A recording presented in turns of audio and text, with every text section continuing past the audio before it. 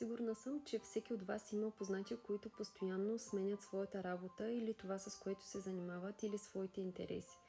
Или пък на вас ви се е случвало подобно нещо. Живота е много цветен, много пъстър вече и има хора, които не могат да се намерят място и не могат да намерят точно това, което пасва на тях, на техните нужди и ги кара да се чувстват добре.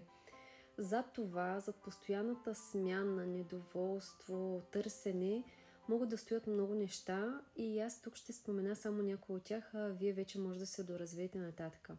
Едно от тях е липсата на посока. Когато сме объркани къде искаме да се развиваме, в какво ни бива, или сме завършили някакъв вид образование, но реално сме го направили по различни причини. Дали семейството ни е потикнало, средата, приятелите, а реално ние не искаме да се реализираме в тази посока.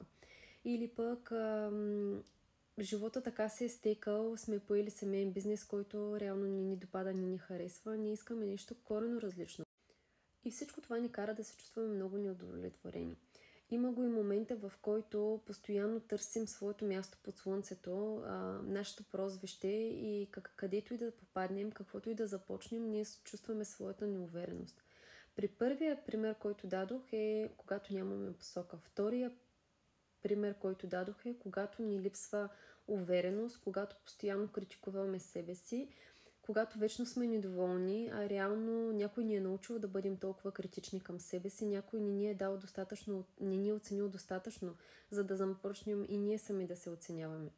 И независимо каква е ситуацията, какво стои зад нея, хората, които постоянно търсят своята посока, които постоянно променят своето прозвище, нещата с които се занимават, хобита, интересите си, те се чувстват до някаква степен изгубени и може би това ги натоварва. Разбира се, има и такива, които скачат като пчеличка от цветенце на цветенце и това ги кара да се чувства добре, но това е в много малък процент от случаите.